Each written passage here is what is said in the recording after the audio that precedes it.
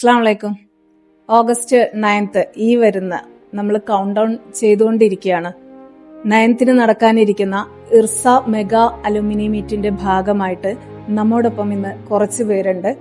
അവരാരെന്ന് പറഞ്ഞാല് IRSന്റെ ആദ്യകാലങ്ങളിൽ ബനാത്ത് എന്ന് പറഞ്ഞിട്ടുള്ള ഒരു സ്ഥാപനം ഇവിടെ നിലനിന്നിരുന്നു. ബനാത്ത് എന്ന് പറഞ്ഞാല് പെൺകുട്ടികൾ മാത്രമായിരുന്നു അതിൽ പഠിച്ചിരുന്നത്. അന്ന് കാലത്തെ ആ പെൺകുട്ടികളാണ്, ആ ബനാത്താണ് ഇന്ന് നമ്മോട് വിശേഷങ്ങൾ പങ്കുവെക്കുന്നത്. നമുക്ക് ചോദിച്ചറിയാം. മദ്രസത്തുൽ ബനാത്ത് എന്നായിരുന്നു സ്ഥാപനത്തിന്റെ പേരല്ലേ? അപ്പോ ഏവർക്കും സ്വാഗതം. പ്രിയപ്പെട്ട സഫിയത്ത് ഉണ്ട്, സൈനത്ത ഉണ്ട്, അതുപോലെ മുനീറത്ത, റുക്കിയത്ത, ഫാത്തിമത്ത, അങ്ങനെ കുറച്ചു പേര് നമ്മോടൊപ്പം ഉണ്ട്. അവര് വിശേഷങ്ങൾ പങ്കുവെക്കട്ടെ, നമുക്ക് ചോദിച്ചറിയാം. സഫിയത്ത, എന്താ വിശേഷമൊക്കെ? തിരൂർക്കാട് നിന്നൊക്കെ യാത്ര ചെയ്തിട്ട് നമ്മുടെ ഈ ഇർസക്ക് വേണ്ടിയിട്ട് വന്നിരിക്കുകയാണ് അല്ലെ? ഒരുപാട് തിരക്കുകൾക്കിടയിലാണ് ഇവിടെ വന്നെത്തിയിട്ടുള്ളത്. എന്താണ് പറയാനുള്ളത്? അതായത് ആ ഒരു കാലഘട്ടം ഉണ്ടല്ലോ, ഏത് വർഷമായിരിക്കും നിങ്ങൾ ബനാത്തിൽ ജോയിൻ ചെയ്ത്?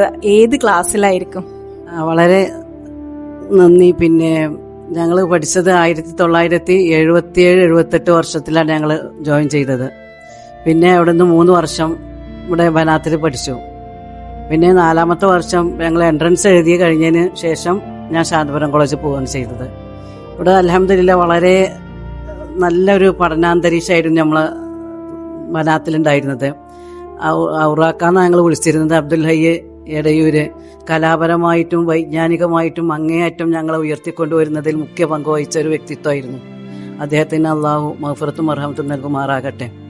പിന്നെ അതേപോലെ VK മൗലവി, സയ്യിദ് മൗലവി, മുഹീദ്ദീൻ മൗലവി, പിന്നെ അതുപോലെ തന്നെ PT അബൂബക്കർ മൗലവി, ഉമർ മൗലവി, ഇബ്രാഹിം മൗലവി, ഇബ്രാഹിം മാഷ്, അങ്ങനെ ആയിഷ ടീച്ചർ, അങ്ങനെയൊക്കെയുള്ള ഇനിയും പറയാത്ത വ്യക്തിത്വങ്ങളുണ്ട്, അധ്യാപകരുണ്ട്.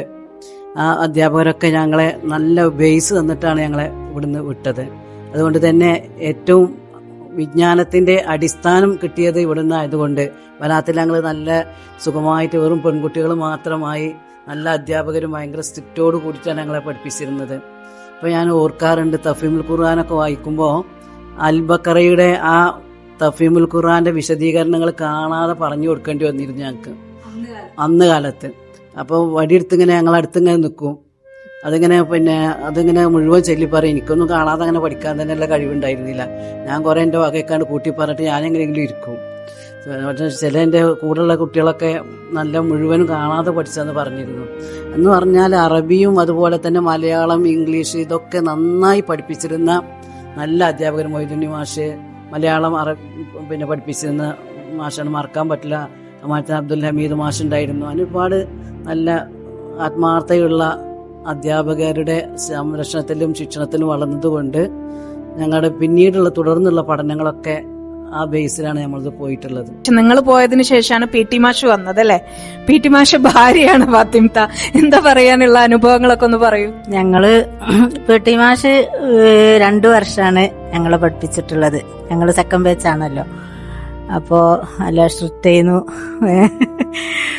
പിന്നെ നല്ല ഇതായിരുന്നു പഠനത്തിലൊക്കെ. ഞങ്ങളെല്ലാം മുന്നോട്ട് കൊണ്ടുവരാനുള്ള ഒരു ഇത് എല്ലാ മാഷന്മാരും അങ്ങനെ തന്നെ ആയിരുന്നു. അന്ന് എക്സാം എഴുതിയതും ഒരു 32 കുട്ടികളാന്നുള്ളതാണ് ഓർമ്മ. അതിന്റെ അതിൽ കൂടുതൽ കുട്ടികൾ ഒരു ഓർമ്മയിൽ ഇങ്ങനെ കിട്ടുന്നില്ല. എക്സാം എഴുതിയത് എത്ര കുട്ടികളാണെന്നുള്ളതാണ് ഓർമ്മയിൽ കിട്ടുന്നത്. അധ്യാപകര് എന്ന് പറയാന് പിന്നെ സ്ഥിരമായിട്ട് ഫസ്റ്റിലുള്ള അധ്യാപകര്, പിന്നെ ഫസ്റ്റ് ബാച്ചിൽ വന്ന അധ്യാപകര്, പിന്നെ ഒരു 4-5 ഇബ്രാഹിം മൗലവി, പിന്നെ ഒരു കടന്നമണ്ണ, പിന്നെ മൊയ്തീൻ മൗലവി, പിന്നെ ചേന്നമംഗല്ലൂരിന്നൊരു മൗലവി ഉണ്ടായിരുന്നു, മൊയ്തീൻ മൗലവി, അങ്ങനെ കുറച്ച് പേരുണ്ടായിരുന്നു. പിന്നെ സെക്കൻഡ് ബാച്ചിലായപ്പോഴാണ് പിന്നെ ഇബ്രാഹിം മാഷ്, പിന്നെ അമീദ് മാഷ്, പിന്നെ ഉമർ മൗലവി, പിന്നെ PT എൻ്റെ ഹസ്ബൻഡ്, പിന്നെ അങ്ങനെ കുറെ മാഷന്മാര്, നാസർ മാഷിനെ ഞങ്ങൾക്ക് ഇംഗ്ലീഷ് പഠിപ്പിക്കുക. അവരൊക്കെ കുറച്ചാണ് പിന്നെ വർക്ക് ഞങ്ങളെ പഠിപ്പിച്ചിട്ടുള്ളുണ്ടായിരുന്നു. പിന്നെ കാര്യമായിട്ട് അബ്ദുല്ലാഹി എടയൂരിന്റെ എളാപ്പ, ഞങ്ങൾ കുഞ്ഞാപ്പാന്ന് വിളിക്കൂ, പിന്നെ അബ്ദുല്ലാഹി എടയൂരാണ് പിന്നെ കാര്യമായിട്ട്. പിന്നെ ഇബ്രാഹിം അലി കൊളത്തൂര്, പിന്നെ അതങ്ങളെ പ്രിൻസിപ്പാളായിരുന്നു. പിന്നെ ഞങ്ങള് IRSഉം ഞങ്ങളും ഇവിടെ സാഹിത്യ സമാജം ഞങ്ങളും ഒന്നിച്ചാ നടത്തിയിരുന്നത്. അത് പിന്നെ എല്ലാ കുട്ടികളും പാട്ട് പാടുന്നതും എല്ലാം ഞങ്ങൾ ഒന്നിച്ചായിരുന്നു. അപ്പൊ അതൊക്കെ നല്ല രസമായിരുന്നു. ആൺകുട്ടികളും പെൺകുട്ടികളും അങ്ങനെ ഞങ്ങൾ ബനാത്തായാലും ഞങ്ങൾക്കൊരു വേർതിരിവ് അവിടെ ഉണ്ടായിട്ടില്ല. അവർ IRSൽ ആൺകുട്ടികളുണ്ടെങ്കിലും ഞങ്ങൾക്ക് അങ്ങനെ പിന്നെ വേർതിരിവൊന്നുമില്ല. പക്ഷെ അവരെ ക്ലാസ് വിടുന്നതും ക്ലാസ്സിൽ കയറുന്നതും അതിനൊരു ടൈം, ഞങ്ങൾക്ക് ക്ലാസ് വിടുന്നതും ക്ലാസ്സിൽ കയറുന്നതും ഒരു ടൈം. പിന്നെ അവര് പിന്നെ ക്ലാസ്സിൽ ഞങ്ങൾക്ക് ഓരോ ഹോസ്റ്റലിന്റെ വേക്ക് കൂടെ ഞങ്ങൾക്ക് പിന്നെ ഞങ്ങളെ വരാത്തക്ക് വരാം. പക്ഷെ അത് ഞങ്ങൾക്ക് വരാൻ പാടില്ല.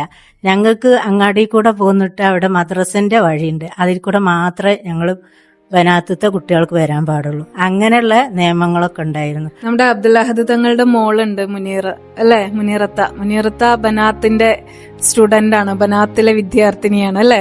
എന്താ പറയാനുള്ളത്? അതായത് ഇപ്പോ നമുക്ക് അന്ന് നിങ്ങളിപ്പോ ഇത്രയും പേര് ജൂനിയറും സീനിയറും ഒക്കെ ആയിട്ട് പഠിച്ചതായിരിക്കും.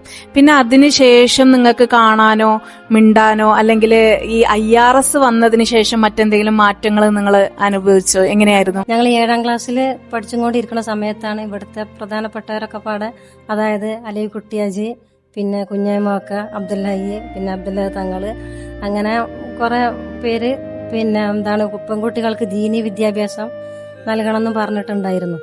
അപ്പൊ അതിനെക്കുറിച്ച് ആലോചിച്ചപ്പോഴാണ് ഇവരൊരു മദ്രസത്തിൽ ബനാത്ത് എന്ന് പറഞ്ഞൊരു പെൺകുട്ടികൾക്ക് മാത്രമായിട്ടുള്ള ഒരു സ്ഥാപനം തുടങ്ങാന്നുള്ളത് പറഞ്ഞത്. എല്ലാവരും കൂടെ തീരുമാനിച്ചു. അങ്ങനെ എല്ലാവരോടും ആലോചിച്ചതിന് ശേഷം അപ്പൊ എല്ലാവരും ഞങ്ങൾ 7ാം ക്ലാസ് കഴിഞ്ഞാൽ അതിൽ ചേർത്ത്. പിന്നെ ദൂരത്തുനിന്ന് വളാഞ്ചേരി, അതേപോലെ തന്നെ കുളത്തൂരിന്ന് എല്ലാം പെൺകുട്ടികൾ വന്നിട്ടുണ്ടായിരുന്നു. എല്ലാവർക്കും നല്ല സന്തോഷം, രക്ഷിതാക്കൾക്കും തന്നെ വളരെ സന്തോഷമായിരുന്നു. പിന്നെ അത് കഴിഞ്ഞോടുകൂടെ അവർക്ക് എല്ലാ വിദ്യാഭ്യാസവും ഉണ്ട്. അറബി, ദീനിയായിട്ടുള്ള പിന്നെ എല്ലാ കാര്യങ്ങളും ഉണ്ടായിരുന്നു. മലയാളം, ഇംഗ്ലീഷ്, എല്ലാ സബ്ജക്റ്റും അതിലുണ്ടായിരുന്നു. അതുകൊണ്ട് അന്നത്തെ സമയത്ത് നമ്മൾക്ക് ചെറുപ്പല്ലേ, നല്ല ഇതായിട്ട് കിട്ടിയിട്ടുണ്ടായിരുന്നു. നല്ല വിവരമായിരുന്നു. പിന്നെ അന്ന് അപ്പൊ നിങ്ങൾ പെൺകുട്ടികളായിട്ട് ഭയങ്കര സന്തോഷാണെന്ന് പറഞ്ഞു. ഈ പെൺകുട്ടികളിലേക്കാണ് പിന്നെ IRS വരുന്നത്, അല്ലെ? അപ്പൊ ബനാത്ത് എന്ന കർട്ടനായിട്ടിരുന്നത്. കാരണം ഞങ്ങളെ ക്ലാസ് ഇവരെ പിന്നെ സെക്കൻഡ് ബാച്ച്, അത് കഴിഞ്ഞ് കർട്ടനായിരുന്നു. കർട്ടൻ കഴിഞ്ഞ പിന്നെ IRSലെ ഒരു ക്ലാസ് മാത്രമേ ഉണ്ടായിരുന്നുള്ളൂ. അതിൽ ആൺകുട്ടികളും പെൺകുട്ടികളും മാത്രമായിരുന്നു. എന്നാലും എല്ലാവരും ഞങ്ങള് താഴെയുള്ള കുട്ടികളെ പോലെ ആയിരുന്നു അവരും കരുതിയിട്ടുണ്ടായിരുന്നു. നിങ്ങൾക്ക് നിങ്ങളുടെ സ്വാതന്ത്ര്യം നഷ്ടപ്പെടുക അങ്ങനെ വല്ലതും തോന്നി? ഒരു കുഴപ്പമില്ല. ഞങ്ങൾക്ക് എല്ലാവർക്കും പിന്നെ എന്ത് പരിപാടിയാണെങ്കിലും എല്ലാം ഒന്നിച്ചിട്ടുണ്ടായിരുന്നു. അതെല്ലാം കർട്ടനും മാറ്റി എല്ലാവരും ബെഞ്ചിട്ടിട്ട്, ഞങ്ങൾക്ക് ബെഞ്ചും ഡെസ്കും ഇല്ലേ, അതായിരുന്നു. അന്നത്തെ അധ്യാപകരെ കുറിച്ച് ഓർക്കുമ്പോൾ ഏറ്റവും ഇമ്പോർട്ടന്റ് ആയിട്ട് തോന്നിയ വല്ല അധ്യാപകരോ മനസ്സിലുണ്ടോ? അധ്യാപിക എന്ന് പറഞ്ഞ ഒരു ടീച്ചർ മാത്രമേ ഉണ്ടായിട്ടുള്ളൂ. പിന്നുള്ളത് ഒരു VK മൊയ്ലവി ഉണ്ട്. പിന്നെ എല്ലാവരും നല്ല സൂപ്പറാണ്. പിന്നുള്ളത് പിന്നെ കൊളത്തൂർ ഇബ്രാഹിം മൊയ്ലവി, പിന്നെ ഒരു സയ്യിദ് മൗലവി ഒക്കെ കൊടിയത്തൂരിന്ന് ഇവിടെ പഠിപ്പിക്കാനായിട്ട് ഇവിടെ വന്ന് താമസിക്കായിരുന്നു. അവരൊക്കെ ആയിഷ, ഇത് കുറച്ച് ഇതല്ലേ ഉണ്ടായിട്ടുള്ളൂ അല്ലേ? പിന്നെ ഒരു നാസർ മാഷ, ഒറ്റ പെണ്ണ്. പിന്നെ എല്ലാരും നല്ല ഹാപ്പി ആയിരുന്നു. എല്ലാ കാര്യങ്ങളും നല്ല സ്വാതന്ത്ര്യമായിരുന്നു എല്ലാ കാര്യങ്ങൾക്കും. സൈനബ്ത ഏത് ബാച്ചായിരുന്നു? 78ലാണ് വന്നതല്ലേ? എങ്ങനെ ഉണ്ടായിരുന്നു? അതായത് നിങ്ങൾക്കിപ്പോ ഇസ്ലാമിക വിദ്യാഭ്യാസം ഓൾറെഡി ഉണ്ട്, അല്ലാത്ത ഭൗതിക വിദ്യാഭ്യാസവും കിട്ടുന്നുണ്ട്. അതിന് പുറമെ ഇപ്പോ ആർട്സ്, കൾച്ചറൽ പ്രോഗ്രാംസ് അങ്ങനെ വല്ലതും ആ കാലഘട്ടത്തിൽ ഉണ്ടായിട്ടുണ്ടായിരുന്നു? പക്ഷെ ഞങ്ങളാരും പങ്കെടുത്തിട്ടുണ്ടായിരുന്നില്ല. പിന്നെ അവള് മാളുവോ പാട്ടൊക്കെ പാടിയിരുന്നത്. ഞങ്ങളൊന്നും അങ്ങനെ സ്റ്റേജിൽ കേറിയിട്ടൊന്നുമില്ല അങ്ങനെ. എന്നാലും നല്ല ഇതായിരുന്നു. ഖുറാനൊക്കെ പഠിപ്പിച്ചിരുന്നത് പിന്നെ നമ്മളെ മൊയ്തീമൊയ്ലിയായിരുന്നു കടന്നമണ്ണ. അന്ന് ആ ഖുറാൻ പഠിച്ച കാരണം ഇന്ന് നമുക്കത് വേഗം എളുപ്പത്തിൽ പഠിക്കാനുള്ളൊരു ഇത് വന്ന് കിട്ടിയിട്ടുണ്ട് ബനാത്തുകൊണ്ട്. അങ്ങനെയെല്ലാം നല്ല പിന്നെ ദീനിയായിട്ടുള്ളതൊക്കെ നമുക്ക് കുറച്ചൊക്കെ കിട്ടിയിട്ടുണ്ട്. ഇപ്പോ വിവാഹമൊക്കെ കഴിഞ്ഞു പോയിട്ടുണ്ടാവും, നിങ്ങൾ ഇവിടുന്ന് ഇറങ്ങി. അതിനുശേഷം വല്ല പഠനങ്ങൾ പൂർത്തിയാക്കാൻ എന്തിനേലൊക്കെ പറ്റിയിരുന്നു റുക്കിയത്ത? പിന്നെ ഇവിടുന്ന് IRS ബനാത്തുനിന്ന് വിട്ടിട്ട് പിന്നെ പ്രീലിക്ക് ചേർത്താൻ വേണ്ടിയിട്ടും പിന്നെ മൂവാറ്റുപുഴ കൊണ്ടുപോയി വാപ്പ. ഒരു ജമാലുദ്ദീൻ മൗലവി ഉണ്ടായിരുന്നു ചെറുകുളമ്പുള്ള, അതാണ് എന്നെ കൊണ്ടുപോയത്. അങ്ങനെ എന്നെ അവിടെ ചേർത്തി 2 മാസം ഞാൻ അവിടെ പഠിച്ചപ്പോൾ തന്നെ ഞങ്ങൾ ഇവിടെ തോറ്റു. ഇവിടെ എല്ലാവരും തോറ്റു. ഞങ്ങൾ ഈ 33 ആളില് ഒരു കുട്ടി മാത്രം ജയിച്ചു. ഞങ്ങളൊക്കെ അടുത്ത് തോറ്റ്. എന്തോ അള്ളാഹ്ക്കറിയാം, ഞങ്ങളെ പേപ്പർ ആരെ നോക്കി ഒന്നും അറിയില്ല. നല്ലോണം പഠിച്ചിരുന്നു. ഹദീസും ഖുർആനൊക്കെ ആലിമ്രാൻ വരെ അർത്ഥസഹിതം ഞങ്ങൾ കാണാപ്പാതെ അവിടെ പഠിച്ച ഇവിടുന്ന്. ആ പഠനം ഇന്നും ഞങ്ങൾക്ക് ഓർമ്മയിലുണ്ട്. കാരണം ഓരോരോ പരിപാടിക്കും പിന്നെ ഹൽക്കായോഗത്തിനൊക്കെ അതൊരു ഉപകാരപ്രദമായിട്ടുണ്ട് ഇപ്പോഴും ഇന്നും. അതുപോലെ നടത്തിക്കണുണ്ട്. ആഴ്ചയിൽ ഖുർആൻ ക്ലാസ് ആയിട്ടും സംയുക്ത യോഗമായിട്ടും ത്രൈമാസ യോഗമായിട്ടും ഒക്കത്തിനും പങ്കെടുക്കുന്നുണ്ട്. അതൊക്കെ വളരെ ഉപകാരമായി. കൂട്ടത്തില് പിന്നെ എക്സാം വരെ ഗർഭിണി, അവളെ കല്യാണമാണ് ആദ്യം കഴിഞ്ഞത്. അവള് ഗർഭിണിയായിരുന്നു. എന്നിട്ട് ഞങ്ങളെ കൂടെ എക്സാം എഴുതപ്പോ മരിച്ചുപോയി. ആരാത്? നൌഷാദ് മാധ്യമം എന്ന് പറഞ്ഞ പൂന്തോട്ടത്തില് അലിവിയാക്കാന്നറിയാം അവരെ മോള്. അത് ഞങ്ങൾ ഓർക്കുകയാണ്. ഭയങ്കര വിഷമത്തോടെ കൂടെ ഞങ്ങൾ ഓർക്കണത്. മാത്രമല്ലേ ഉള്ളൂ അല്ലേ റസീന? അവളാണ് ഗർഭിണി. 3-4 മാസമായിരുന്നു. അന്നൊക്കെ എത്ര ചെറുപ്പത്തിലാ കല്യാണം കഴിഞ്ഞത് എന്നറിയോ. പിന്നെ മാഷന്മാരിലും ഇതിൽ കുറെ അധ്യാപകരൊക്കെ മരിച്ചുപോയി. പിന്നെ നമ്മളെ അവരൊക്കെ കൊണ്ടുപോയത്, അബ്ദുല്ലായി കൊണ്ടുപോയത് നമ്മളെ കലാപരിപാടിയൊക്കെ കൊണ്ടുപോയത് മദ്രസയിൽ നിന്ന് വനാത്തുനിന്നല്ലേ കൊണ്ടുപോയിരുന്നു. അന്നൊന്നും ഞങ്ങളെ വീട്ടുകാർക്കും ഒരു ബുദ്ധിമുട്ടുണ്ടായിരുന്നില്ല, ആർക്കും പ്രശ്നം ഉണ്ടായിരുന്നില്ല. സന്തോഷത്തോടെ രാത്രിയൊക്കെ ആയിരുന്നു പരിപാടി. അങ്ങനെ പല സ്ഥലത്തൊക്കെ പുറമണ്ണൂര്, അങ്ങനെ വളാഞ്ചേരി, കുറെ കൊടുമുടി ആ ഭാഗങ്ങളിലൊക്കെ ഞങ്ങള് പുഴ ഇങ്ങനെ നടന്നു പോയിട്ടുണ്ട് ഓരോ പരിപാടിക്കും. പുഴ നീന്തി കടന്നിട്ടൊക്കെ പരിപാടികൾക്ക് പങ്കെടുക്കുക എന്ന് പറയുമ്പോ അന്നത്തെ കാലത്തൊക്കെ അല്ലേ, രാത്രി ഉള്ള സമയത്തൊക്കെ ഞങ്ങൾ പോയിട്ട് രാവിലെ പരിപാടി കഴിഞ്ഞു വന്നിട്ടുണ്ട്. അന്ന് ഞങ്ങളെ വീട്ടുകാർക്കും എല്ലാ വീട്ടുകാർക്കും നല്ല സന്തോഷമായിരുന്നു. അത്രയും ഉത്സാഹമായിരുന്നു. തീർച്ചയായിട്ടും പേടിയില്ല, ഒന്നിനും ഒരു പേടി ഉണ്ടായിരുന്നില്ല.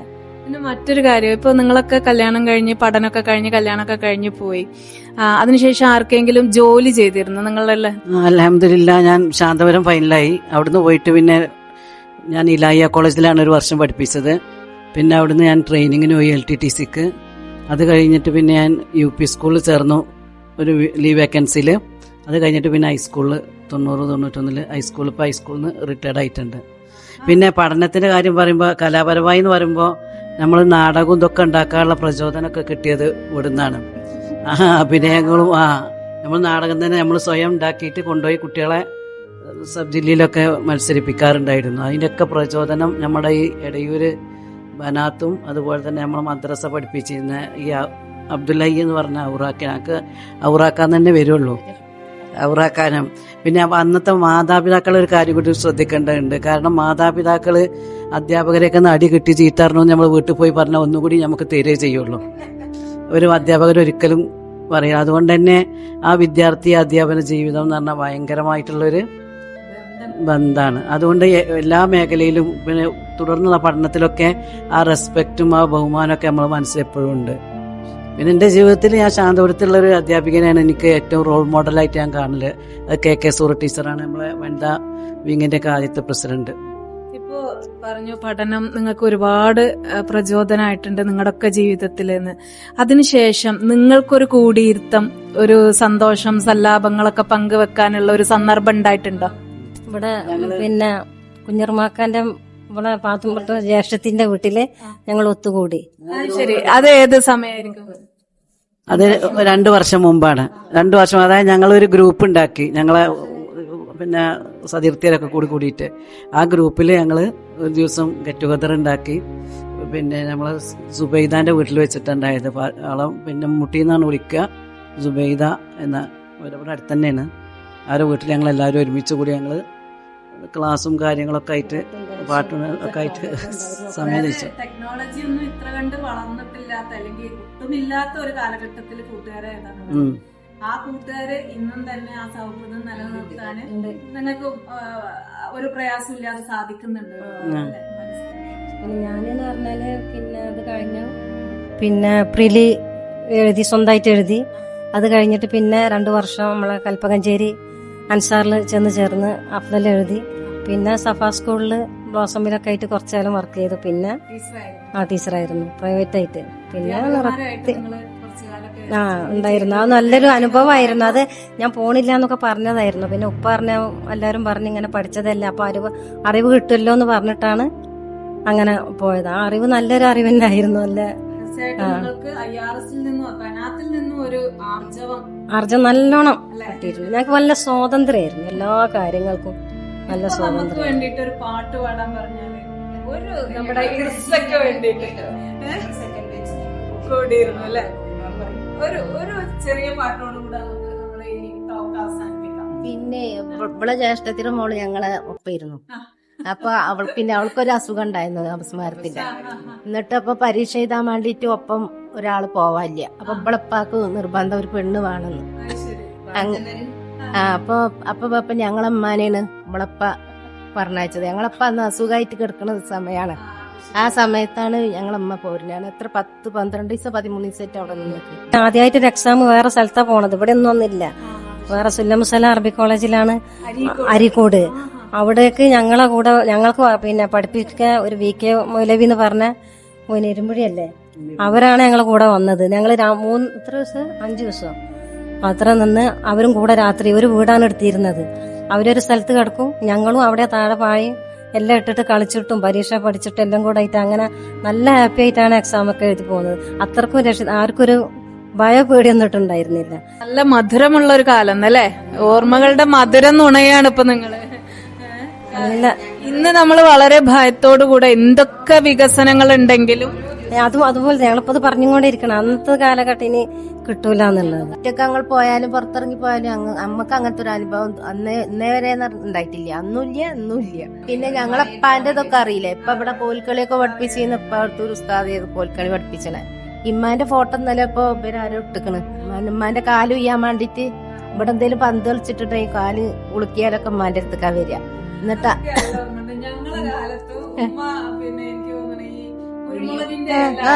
ഉമ്മ ഒഴിയണ ആളായിരുന്നു. ഇമ്മനെ കൊണ്ട് പറ്റാത്തത് ഉമ്മ ഹോസ്പിറ്റലിൽ കൊണ്ടുപോകാൻ പറയും. എല്ലിന് എന്തെങ്കിലും കേട്ടുണ്ടെങ്കിൽ കൊണ്ടുപോയിക്കൂടെ.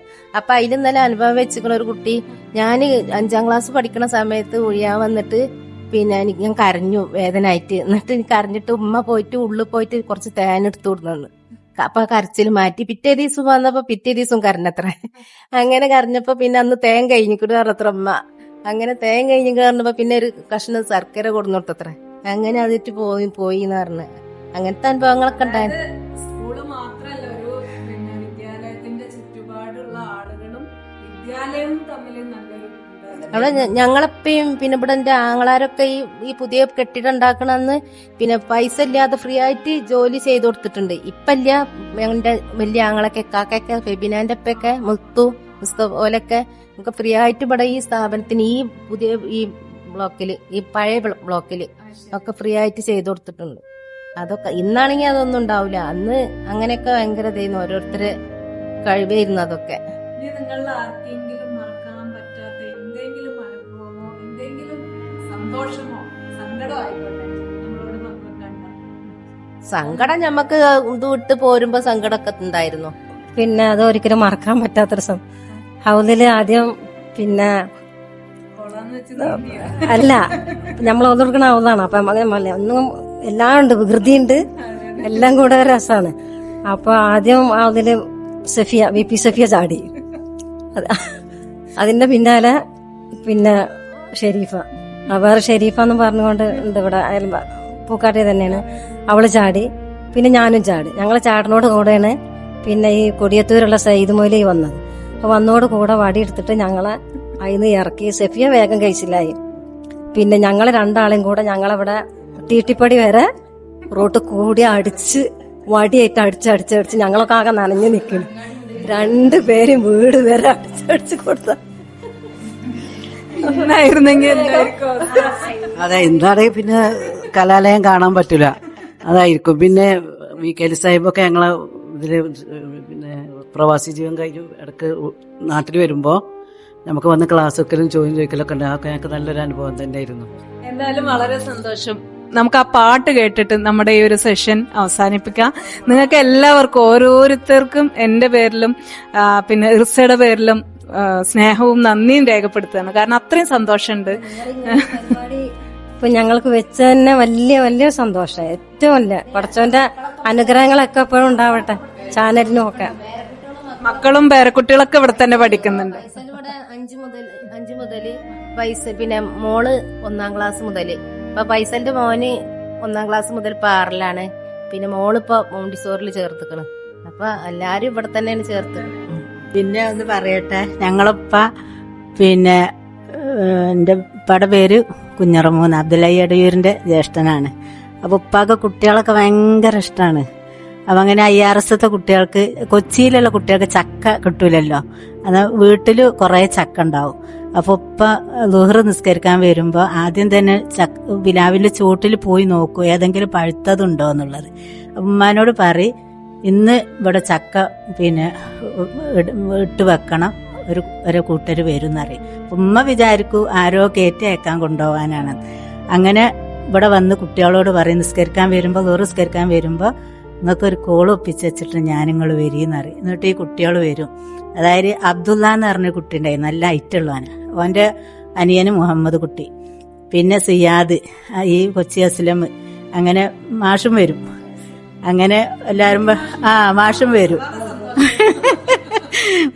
വരും എന്നിട്ട് ആ ചക്ക ഇട്ടിട്ട് കുട്ടികൾ അങ്ങനെ കൊണ്ടുപോകും. മുറിച്ചുമ്മ അവിടുന്ന് കൊടുക്കും. ചിലപ്പം ചുളപ്പറിച്ചവിടെ വെക്കും. എന്നിട്ട് ആ ചുളപ്പറിച്ചിട്ട് പിന്നെ ഇതിലാക്കി കൊടുത്തിട്ട് അങ്ങനെ കൊണ്ടുപോകും. അപ്പം നല്ലൊരു ഇതാണ്. പിന്നെ ആങ്ങളെയും മാഷും പാടെ ഒരു സുഹൃത്തുക്കളായിരുന്നു, സിമിക്കാരായിരുന്നു, ഒരു ബോർഡൊക്കെ എഴുതുന്ന ആളായിരുന്നു. ഞാൻ എൻ്റെ ആങ്ങളെ എഴുതിയ പാട്ട് തന്നെ 42 വർഷം മുമ്പ് എഴുതിയ പാട്ട്. ഞാനിത് IRS അവിടെ ബനാത്തിൽ പാടിയ പാട്ടാണ്. അഹദായ നാഥന്റെ കാരുണ്യം പാരിലാഹ്ലാദ പൊന്മാല കോർക്കുന്നു, ആമോദത്താരം ജ്വലിക്കുന്നു, പാറുന്നിസീലാമിൻ വെണ്ണി കൊടി ദൂതരന്നേ ഉയർത്തിയ തക്ബീർ ധ്വനി പൊങ്ങിടുന്നു,